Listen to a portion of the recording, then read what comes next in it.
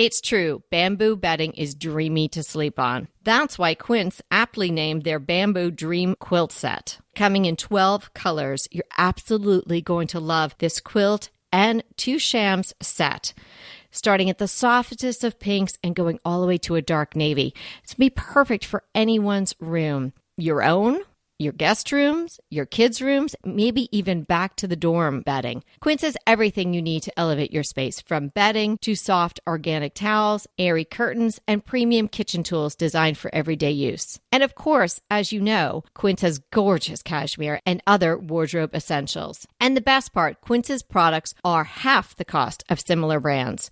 They partner with top artisans and cut out the cost of the middleman, passing the savings on to us. Thank you, Quince. And they only work with factories that use safe, ethical, and responsible manufacturing practices, so you can feel good about your purchases from Quince. Elevate your space with home essentials from Quince. Go to quince.com/DTT for free shipping on your order and 365-day returns. That's Quince, QUINCE.com/DTT to get free shipping and 365-day returns. Quince.com/DTT. We're talking must-haves for any room. And the question is, do you have them?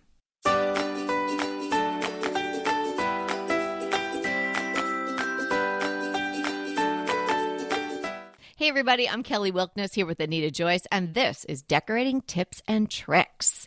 Today, we are talking things that you should have in any room in your home that's really going to elevate the look. Yes, and there's so many things you can add. I have seen so many boring rooms lately. I really want to see something with something interesting in it. Let's maximize their potential. Let's put it that way. Oh, because I like that. Any room can be better, right? It's so true. I think about that all day long. My rooms, other people's rooms, rooms in magazines. It's a blessing and a curse. And so let's talk about it. How can you make any room better, Anita? Are we getting into it? Yeah. All right. Well, the first thing on my list is tortoiseshell, because I'm kind of having a moment. Okay. I'm having a moment with tortoiseshell. And you got those stemless glasses. I did. And I linked to them in a previous episode, so you'll see those coming up. Or I can link again. But yes, so drinking glasses or a tray, a vase, a pitcher, maybe even a beautiful little box. It's such a lovely pattern. The thing I love about tortoiseshell is I think it goes with any particular style that you have. It's such a simple, natural pattern that it's going to work with traditional. It's going to work with contemporary. I think it's going to work with maximalism very well. And I think it could even go with minimalism. You would just have fewer things sitting out. But rather than having something boring, why not have something with a pretty pattern on it? And this kind of, like a leopard print, works kind of like a neutral. So I think it's a beautiful pattern to have in a room. Busting out with tortoiseshell. That was not what I expected. But hey, I really like it. And I love what you just said about it being like an animal print. Well, because it's tortoiseshell, but it's not really a tortoiseshell. So right. No tortoises were harmed. Real tortoiseshell. Right? But if that tortoiseshell look, if you're not familiar, what's a very classic tortoiseshell thing? Tortoiseshell glasses, glass frames. But yeah. Drinking glasses, too, as we now know. And anything that you mentioned, the little box, the tray, a frame for 5x7 photo or something like that. I love that idea. And I think that could elevate any room. And because it plays like a neutral / animal print, it could work with just about any style. So I love that. Okay, well, mine is a little bit more broad stroked, a mirror. I don't care what room it is. Kitchen, clearly bathroom, but living room, dining room for sure, maybe even a hallway. Any room can benefit from a mirror. Large, if possible.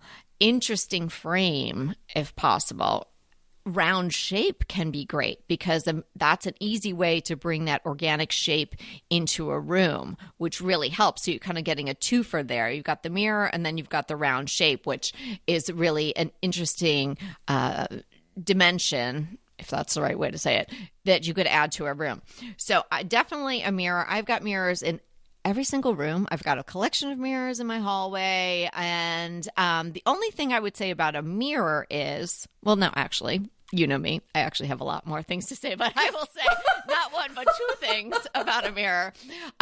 One thing is you don't want to put it opposite a television, because you may do that when the television is not on and it doesn't seem too bad, but then you've got the TV reflected. That's bad.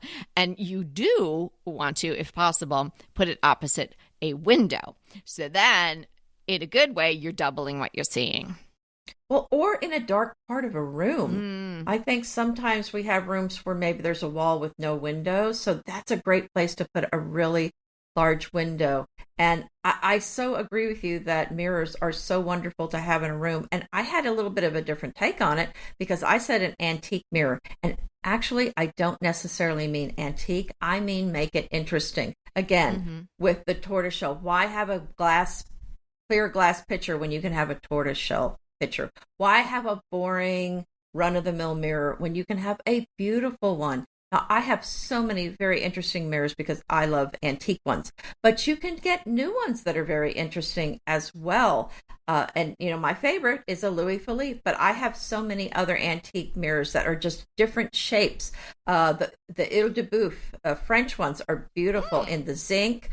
There's so many other just wonderful mirrors that really make a statement. So I think there's so much you can do with these mirrors. In fact, we moved into our house a year and a half ago, and I'm still taking mirrors off of the bathrooms and chucking them because they're just too boring. You're not really chucking them. You're giving them to someone. No, I am. Place. That's right. I say chuck because I'm mentally throwing them in the bin, but I am taking them. Okay, you're removing and donating and mentally chucking. In fact, last night, yes, we lovingly took some up to the thrift store. So we just took. So I promise you, we are not throwing them out because they're nice. Someone else will like them, but too boring for me.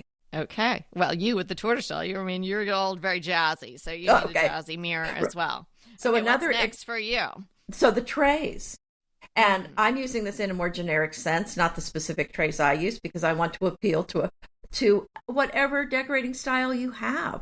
So I think they're just so perfect because you just put a few things on it and you can easily have a very beautiful vignette. And the tray is such a natural place to create a vignette. And using trays makes your house feel more organized. I don't know why, but it just really does. So I love using them. And you can use lacquered trays, wood trays, rattan, metal. Again, you can dress it up, dress it down, depending on your style. I even like using trays on stands for side table. There's so many beautiful ways to go with these, but I think you probably need one in your home if you don't have one. I think you do too. Functional and beautiful, and yes, and it's a great foundation for any type of vignette. So even if it's just decorative items that you've got on this tray, it's going to set them off and make them feel even more special because they are grouped together on this tray. So definitely agree with that one. A tray can add something to any room. So imagine it on a coffee table. You could also have one on your dining table, particularly if you've got, something in the center. Sometimes people just put something small to mid-size in the center, and it just feels lost and lonely there. But if you had a bigger tray, and then you had 3 mid-size things, differing heights, of course, because you want to get your vignette correct. But even just the one thing sitting on a tray, picture a vase with maybe some clippings from the yard or something, but it's sitting on a tray, it's going to have a much bigger presence in the middle of your dining table. In the kitchen, on your island, maybe you have a big bowl with some fruit in it, and maybe there's a candle next to it, and maybe you add that special little third thing, whatever that is. In your bathroom, it can be really functional in the bathroom to have a tray. In the bedroom as well, maybe that you have a tray next to your bed on your side table where you have your books or that's where your glass of water goes, or your glasses or something like that. So a tray can really help you functionally and to beautify absolutely any room. I almost feel like that was mine because I talk so much about it. But hey, let me go on to one. An antique. Now, I know you're going to agree with me. Mm-hmm. Now, it doesn't have to be my kind of antique, Anita's kind of Frenchy antique. It can be something very rustic. It could be something mid-century, just something from another time. Really makes a difference in the room. It creates that tension that we're talking about with your other pieces of furniture. And it can be small or large. It can be a hand-me-down. It can be a prized family antique that was passed down. It can be something you picked up at a thrift store or on the side of the road. But just something that has some age and patina to it. That is really going to amp up your style in any room. I so agree with that. And the thing about it is that's a way to add something very unique, and the antique nature of it gives some weight to the room. It feels like you didn't just go buy everything just a minute ago. So I think that is such a great idea. Antique clocks. I'm just looking in the room I'm sitting in now at an antique silver box. But get something that you truly love, and I think you're going to be happy with it for the long haul. Hey, side note, have you gone to Round Top? Is it over? Did you do it?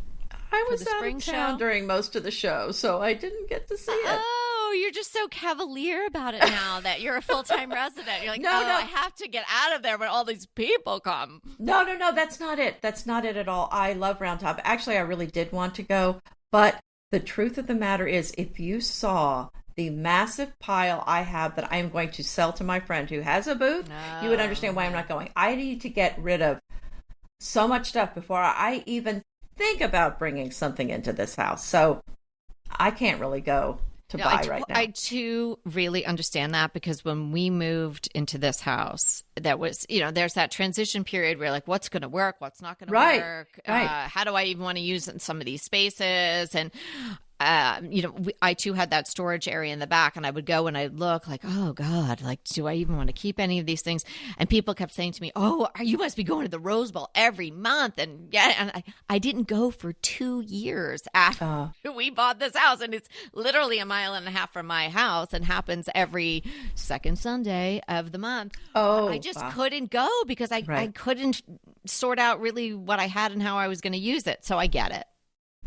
Right. No, I would like to go. And that's just kind of the time of year that sometimes we're just not, or we're just kind of busy with other things, or we're gone. So, but yeah, definitely the fact that I have a big pile that's going out. Yeah. It's just, you can't bring stuff in unless something's going out. So that's the way that works. But I'll be excited to go when I do finally move this pile out. I mean, and they're beautiful things. I think that's why I've had a hard time, because these are things that I really like, but I'm just trying to be practical and say, I don't have room for these. They need to go to a home where someone will love them. And that is the way I think of it. Oh, yeah, absolutely. Well, good. That's great that you have that resource too with your friend. Okay, I'm sorry I stopped you. What's your next one? Patterned lampshades. And we've been going crazy over the Pookie lamps, the Pookie lampshades. I love them. And this is such an interesting thing to add to a room. Again, you can have a boring lampshade or you can have a fun one. And the reality is, 10 years ago, maybe even longer than that, if you wanted an interesting lampshade, what did you do? You got one with some fringe on it. Maybe you got a gold one that's gold on the inside, black on the outside, but you would find one with some trims. Now we've moved away from that, and now we're moving toward pattern lampshades, and I am seeing them everywhere. Yeah. So they are so beautiful. I bought so many, but here's the thing. They can be very expensive. I mean, several $100s worth for a lampshade. And we're not paying that because we don't like spending that kind of money on a lampshade. So I've been looking for other places to find them, and one place is Amazon. So I found one I thought was really beautiful that I'm going to share. That's a block print floral in blue and green, and I'll include the link to that. But just keep your eyes open because they do have them around. I recently encouraged one of my clients to replace her white lampshades that were flanking her bed with patterned lampshades. We actually got some bedding from Quince, which is gorgeous. Love it for her. And then the white lampshades, and they were big lamps with big shades, and she got them from Ballard. So it's a simple design, blue and white, and wow, what a difference. those two lampshades make in that room. So I think that's a great idea, and kind of along the lines of your tortoiseshell, right, which you kicked us off with. It's not something somebody might think about, like, oh, yeah, I need a place to sit down and I need a table to put something on. These are, we're decorators, you guys, you're decorators. Of course, we're going to be talking about things that are just not, your typical bread and butter pieces to have in a room. A patterned lampshade is great because even though you might spend a little bit more on it than a plain lampshade, and you might have to replace the lampshade that came with the lamp with something else, so you're spending a little bit more money, but like in the case of my client, not too much money, and for the impact that you'd be making in the room. Well, and I'm seeing them show up more and more places, the pattern lampshades. So keep your eye out at the discount stores, because you might be seeing them sometime soon, because these are becoming increasingly popular. Right, but then we have to be careful. I want to be too trendy. We have to keep a watch on that, Anita. Well, that's true. That is true. Maybe don't go too crazy. Get a classic pattern in your patterned lampshade. Okay, well, you knew I was going to say this. Well, I'm keeping my old lampshades in case I want to go back. Oh, well, there you go. Okay, well, everybody knew I was going to say this. A plant, a good-sized plant. I'll even take a tiny plant. I want a plant in every single room. And if not a plant, if you just want to do some cuttings from the garden, so simple. I just did that. I have some boxwood that are so healthy. And I'm sorry if anyone's listening and they have that boxwood blight, which is a terrible thing. Mine are doing really well. In fact, that I need to prune a lot of them back. And instead of just throwing it in the, the trash can for the yard waste, I actually took a colander outside so I could rinse them off because, they're outside. They get a little dusty and dirty. So I clipped a whole bunch of boxwood, brought it inside, or rinsed it off. I lined up, I think it was maybe 5 or 6 different small vases, and I have boxwood little bouquets, clusters, whatever you want to call them, all over the place. Okay, so that's an easy way. And if you travel a lot or you're afraid of dealing with a live plant that you might kill it, then you can do something like that, but something green at least. But a plant, because it's alive, does so much for a space. So in a living room, big. A family room, big. Kitchen, maybe you do some herbs on a counter or in a windowsill. Bathroom, maybe you do something really small. You could even just do a little succulents. Something green and growing really makes a difference in a space. Adding that organic element will really change the feel of the room. Hey, we'll be right back with the rest of the show, but keep listening so we can continue bringing you DTT.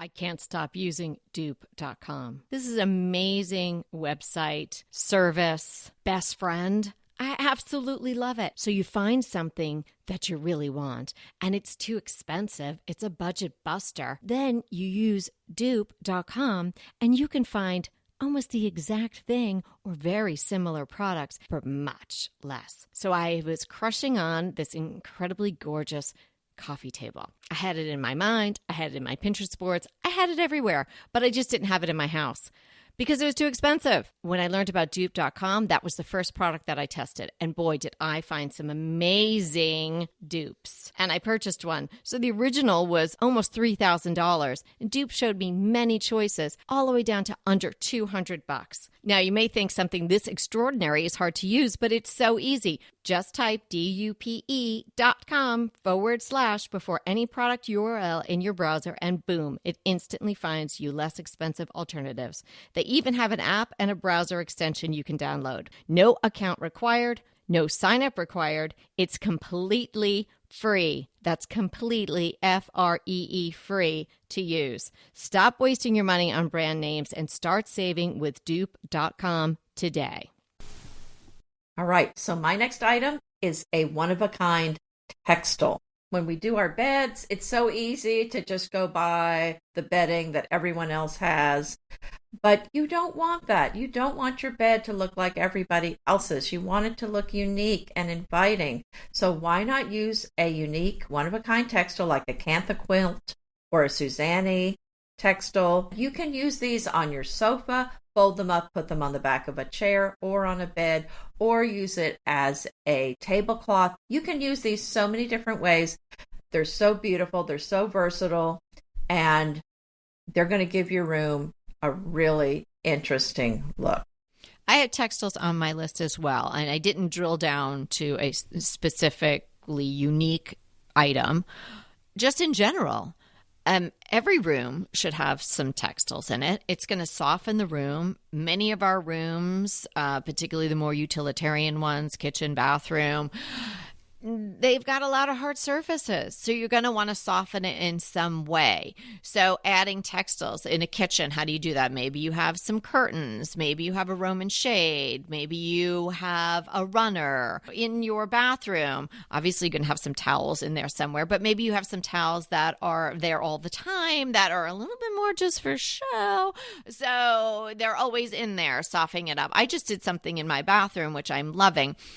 I wanted to put hooks on the wall for the towels because I was finding, I don't know who, but some people that live here with me were just throwing the towel over the glass door. And I don't like that look. This is not No, I don't either. Room. But they feel like that look. They just feel like that's that jaunty look, that this devil-may-care thing. Yes. I couldn't go that far with that. So I thought, I'm going to stop this, but how am I going to stop it? And I bought these nice hooks, but I put wallpaper up about a year ago, and then I was worried about a damp towel against the wallpaper, and then I thought, wow, why not a coat rack? Like a standing coat rack. Oh. Or hat rack, whatever you want to call it. Like something you could have an entryway. And I found this great one. It's this black metal, and it's kind of interesting, and it's got this more vintagey, antique, old world vibe. And I put that in there. Next to it, I do have a large plant and a large basket, so that kind of fills up and softens too. And guess what I hung from there? Frontal view, 2 beautiful black and white striped Turkish towels with the fringe. Now, people then, or one person that I share the bathroom with, can put their towel that they're using on the hooks behind it, so I don't have to look at it. But the Turkish towels hanging down in the front, which I'm not going to say it out loud, but I'm just sending this into the universe that people are not supposed to use those towels. They're just supposed to hang there. I'm trying not to be authoritative about the towels, but they look so great. So you've got the show towels. It's come to this. You have show towels. I do, but I'm not folding them and then putting a little a hand towel and then a tiny little face cloth folded over it, and they don't have any like rickrack or anything on them or anything. They're the cool Turkish towels that look kind of jaunty, like you mentioned, and tossed on there. But of course, I took a while to get them on there the way I wanted. But anyway. That's an idea for a textile in there, but I love your idea of having a very unique textile. Now, you mentioned the bed. Okay, you can do that in a tiny little way that's really going to make a big difference. A tiny little boudoir pillow. This you could, if you're handy, you could make from maybe a leftover piece of vintage fabric, or I have right now on there, I think it's from maybe Peacock Alley, and one of the lovely linen companies that we've worked with, a really small little boudoir pillow that's so unique. I don't have a match to it. It's tiny. And then slightly bigger grain sack pillow with the ochre striping. So, they're not alone. There are many other pillows on there, but those two are really unique and different, and they sit in the front. And you could change those out easily. Oh, remember when we used to have the monogram pillows from Bespoke Decor? That's still in my house. For us? Me too. Okay, so sometimes I put that on my bed. Right now it's sitting on a little chair in my bedroom. But that's super unique, and it's, your monogram. I mean, other people probably have it, but they don't have exactly the one you have. So you can do it in this small little way. Again, making a big impact with a small item. So my next thought is not for everyone, but I think it works in just about any design style, and that is to put plates on the wall. So the type plates you put on can vary depending on your style. And how many you put on can vary, but if you're very minimalist, you could even do white plates. I think it's a great way to finish out a grouping of artwork on the wall. Just a different texture. It's a different look, and I think it's really beautiful. And it's having a moment again. I think it's a classic look. I've certainly have done it for many, many years. It's been around for many, many years, but I have been reading some articles recently, and I think there might be a DTT Plus episode on that very topic coming up soon. Am I right? Did I see that on our schedule? Oh, it might be. I haven't looked ahead in a long time. But I also have some invisible plate hanging hardware that I've been using that's inexpensive and works very well, and I'll include a link to that. And adding on to what Anita's talking about, plates, maybe you think that's a great idea and you've done it before. Maybe you've never dipped your toe into that, or maybe you're like, I don't really get that. I'm not going to do it. But the idea of having some sort of interesting artwork or something on the wall that is going to be unique. And we talk about that all the time. So you can take that tip and like sort of extrapolate it out to maybe some sort of wood carving or something like that it really speaks to you. But having something that's interesting and different on the wall and sort of finishing off a gallery wall if you're doing that. Or sometimes you hang a print or a piece of art and it kind of looks a little lonely. It's not big enough for the space. Using a plate above it or below it or either side of it, as you mentioned, really can finish off a wall hanging. Yes, very true. The right size rug, we don't have to go in depth on that. Sometimes you just don't want to spend the money for the right size rug, but you should really do that or wait or layer it. So important to have those rugs in the room and the right size, of course, and make it something fun. Make it a rug that appeals to you. I think people get caught in a trap when they need to make a decision. They feel like I need XYZ in my room and this one's available and I can't decide, and they buy it. Take your time. Get something you like. Get something that speaks to you. That's my thought on that. So my next thing that I like to add to a room is chinoiserie. I think it adds so much beauty to the room. It's interesting, it's historic, and it's not all the same. This is a big, broad category for so much stuff. It could be blue and white. It could be multicolor. It could be other colors. So I have boxes, small boxes, big boxes, planters, tissue box covers even, in chinoiserie, plates. So you can get this so many different ways, and I have some beautiful pieces like this massive box that's chinoiserie, and it's like a gray and white fabric on the outside, and it's so pretty. So there's so many things you can do with this, and again, it's going to work in just about any design style, and it's classic, and it's just always in. Just in case anybody's not certain what chinoiserie is, we did define it.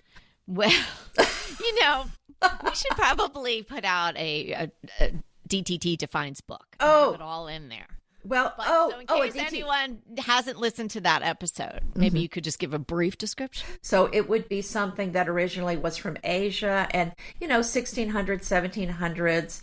They were very fascinated with the Orient and with China and all these faraway places Europe was. And so they would bring back these pieces, and they were so expensive. And if it said made in China, it was so expensive because it had to travel so far. But they were just fanciful and beautiful. Great. Okay. My last thing is 3 sources of light. Now, I know I'm not, saying anything that I haven't said before, but the thing about when we do episodes such as this one is that you can actually walk into a room, and sure, you may not have a couple of the things you really need that Anita told you about, like chinoiserie or tortoiseshell, something or other, but you might want to add those things, and those are great ideas. But you can walk in and say to yourself, do I have 3 sources of light in here? Is my rug the right size? Do I have a mirror? And several of the other things that Anita mentioned today as well. You can sort of tick off whether or not these things exist in one or all of your rooms. And then you can decide whether or not you want to add those things. Give it a try. Change your lampshades. Maybe add a lamp. Think about upsizing your rug. You can do all these things. So the 3 sources of light is probably the easiest thing, because you can just walk into another room, do a test room, walk into another room, grab a lamp or 2 from there and bring it into the room that you're going to do the testing in, and see how it changes the space. See if it makes it more inviting. See if you tend to want to be in that room a little bit more now that the lighting is much better. That is so key to any great design. You cannot have a well-designed, comfortable, and inviting room with bad lighting. It's impossible. Mm-hmm. Yeah. Drop That's a the good mic. point. I have nothing else to say. She's walked. Oh, good. I have the show to myself now. She's done. You'd miss me. I would. And then my last item is an ottoman, because I love an ottoman in place of a coffee table. But even if it's a chair, I love an ottoman for someone to put their feet up on. So I have them all over my house, in front of chairs and in front of the sofa. And I think not only do these add interest, but they're very comfortable. Yes, makes a room more inviting. I love that. I love an ottoman. Great idea. So what are we defining today? We are defining Majolica. Now, I love Majolica. It's a type of pottery that has been made since the 15th century, and it has bold patterns, rich colors. It tends to have maybe a feel of like fruit or leaves, and it has these deep colors. A lot of times there's a very rich yellow and green that is used, but they can be in other colors as well. These were originally made on the island of Majorca, and these tin glazed earthenware pieces were then made later in Italy and France, and there it became known as faience.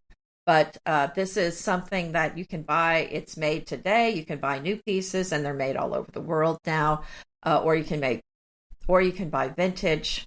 English Majolica is really beautiful too. And then there's American pieces, but just keep in mind, the vintage pieces can be very, very pricey. So keep that in mind. Even some of the new pieces are expensive, but they're really beautiful, and they're just especially fun for a summer table. Or just kind of sitting out, a beautiful Majolica picture, I think would work just in about any part of your room. So what makes it Majolica? Is it the coloring that they choose, or is it, you mentioned something about tin? What makes that type of ceramic, if I'm using the right word, Majolica? This is a good question, and I don't think I got a really good answer on that. For me, I know it when I see it. I know Majolica when I see it, but it's kind of hard to put it into words. I did find an article by the Majolica Society, so I would go look at that article. Gosh, there's a group for everyone, isn't the link there? Well, right. So I'll include the link to that if you want to go learn more about it. But just look it up. You'll see what I'm talking about. So many of these things are hard to define, but when you see it, you go, oh yeah, I've seen that so many times, and that's what that's called. Right. Well, and the article probably has some pictures, so if somebody's not familiar with what it is. It's a lot of fruit, a lot of leaves, and maybe some tropical animals in there. But it's very colorful and fun. It is. It's really nice. I like that. Oh, no, and because it has my yellow in that. I'm going to have to start thinking about that now. Okay. Yeah, I think you should. So what's your crush? Well, you know what? Before we go into our crushes, I wanted to let everyone know, or we wanted to let everyone know, that we are going to be increasing the rate for our consults coming June 1st.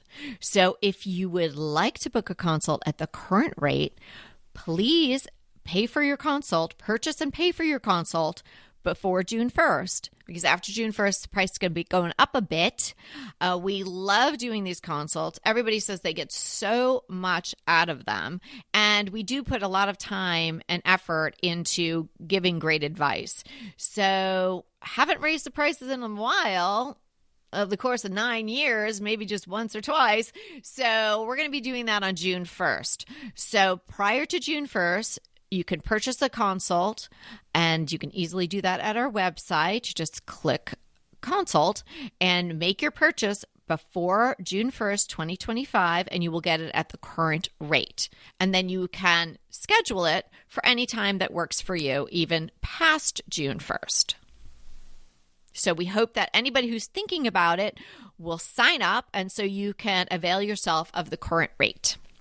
But whether you pay this rate or you pay the new rate after June 1st, you are getting more than your money's worth, for sure. Well, we hear that all the time, so definitely people are happy with them. Well, before we get into the crushes, Kelly, I wanted to share another fun review that someone left for us. And this is from Nancy L.S. Malone. I stumbled upon DTT a while ago and cannot get enough. There is no other podcast like it. I've gone back and caught up on all the past episodes. So much great advice, inspiration, and actionable content. I've listened to several episodes multiple times. They are in my ear when I'm on the road, cleaning, walking, etc., and they have helped my decor and mindset in so many ways. I hope they continue for many years to come. Thank you so much, Nancy. We appreciate it so much. Oh, Nancy, no place other we'd rather be than in your ears. Thank you so much. That was awesome. Really appreciate it. So my crush today is a website that you can have a look at for free, or you can spend $9 a year and get it ad-free. I went for the ad-free version. It's 101 cookbooks by Heidi Swanson. She also has cookbooks. She's got great soups and things like that. So I will link it in the show notes. It's a great resource. Well, my crush is extremely practical. I expect another Kelly eye roll, but this is so helpful if you have those wire shelving units. And we have, I'm not going to count them because there's a lot in our barn.